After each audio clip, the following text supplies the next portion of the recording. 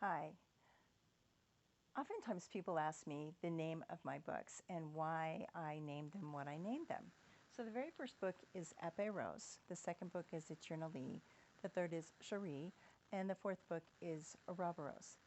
All of the titles mean eternal, infinite, but Apeiros is the most spiritual one of all, I believe, and it is Apeiros.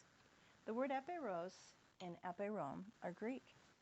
And the storyline is about pre-ancient Greece, and it's also about ancient Greece around the time of Aristotle. And there's other storylines in there as well.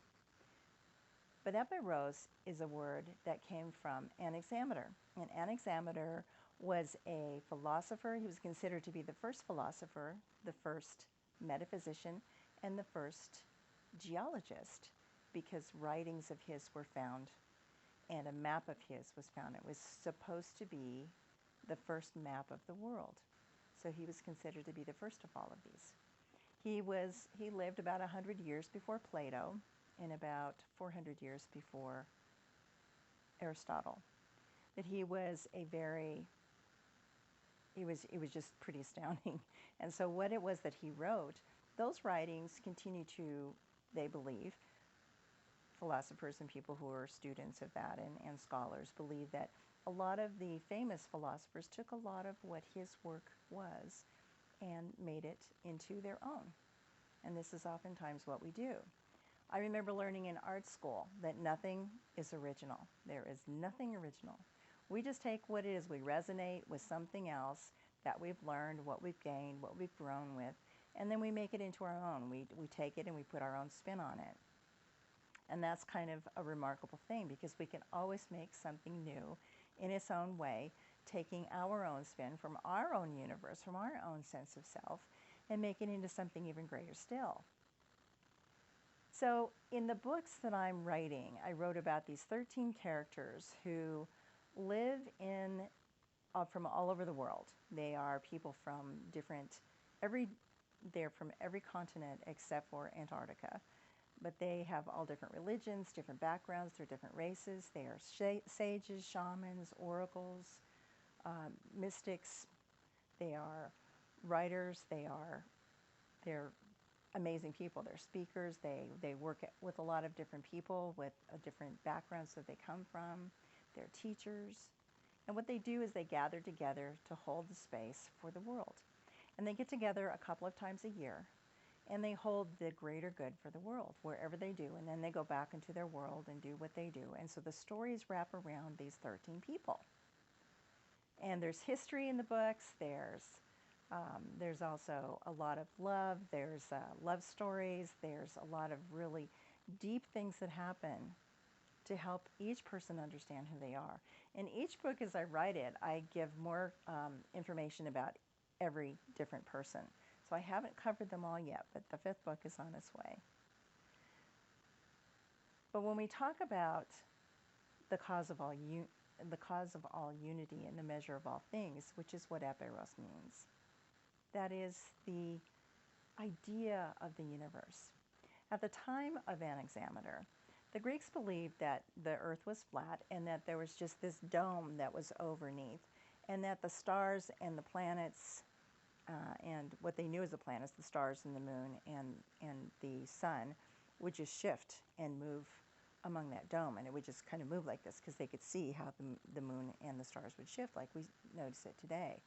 And they just thought of it as a dome. But Anaximander thought of it as the cause of all unity and the measure of all things. So he thought of it as a level of infinity, a measure of the eternity. And so he took it to a different level. It was a different philosophy, a different idea. And so we think of everything that we do in our lives and how incredibly powerful that is when we really understand that we have the power within us to understand and have a perspective of what life is really truly about. Whether it's in a circumstance in our lives or someone that we know, and how we can see a bigger picture and understand something even greater still, and go into that infinite domain of those waves of possibilities and those future expansive ideas of what that is. And that's what we do when we have faith. That's what we do when we have a belief system in something greater than ourselves, which is far greater than anything that we know. And yet we are very much a part of that because we are emanations of the divine. Every one of us, every single thing is an emanation of the divine. And so we move into that with an idea of understanding what something is more powerful and who we are in a greater way. And then we can come out of the ideas that keep us trapped. Because life is either fear or love. And so fear taps into things like judgment. It taps into it taps into shame and guilt, and when we're criticizing someone else, or we're jealous of someone else or something, or we think less of ourselves, and we don't have a higher sense of self-esteem. The whole lack mentality is really based in fear. Whereas if we're living in the realm of possibilities, in the realm of love, all of the things that come from love are peace and harmony and joy and grace and abundance and health and well-being. And so we put our focus on that, and we move into a higher sense of what that is. No matter what those things are, we come into this moment of here and now, and we say yes to life. We say yes to the goodness. We say yes to thriving. We say yes to the greater good. So we live within the cause of all unity and the measure of all things. We become Eperos. We become Eperon. And so in the painting, it's the same thing. Here's the cause. And it just swirls around in this golden swirl. And you can't see it. There's little dots here, which are kind of measurements of life, if you want to see it that way. And it then becomes something else. It becomes another swirl. Something's bronze and something copper and something this greater light and something beautiful. And then all of these lights. And there's all of these are all little teeny tiny swirls and spirals all along the edge here. And it's a mystical feeling of north and south and east and west, however you want to look at it. There's the cause of all unity and the measure of all things. Everything is that. It returns back to the center, returns back to the gloriousness, back to the origin, to the source, to the elegance of who we are in life. And aren't we all amazing? And when we get that about ourselves, we also get that about everyone else. We get that about the animal kingdom. We get that about nature. We celebrate life in ways that are just way far beyond anything we can imagine. And we live within the glory of the divine, the glory of the order of all things, the cause of all unity and the measure of all things. We live within it. We celebrate it. It's abundant, and it continues to grow, and it continues to expand. And all those things that we live within in that way then return back to us tenfold. When we live in that way of positivity and health and well-being and seeing the very best of what we can in life, that returns back to us tenfold. In the same way, if we live in a negative sense and we live in a way of where we're critical of someone, or we're judging someone, or we're angry, that turns back to us too. It changes our moods. It changes the way we think. It changes the chemistry of our body.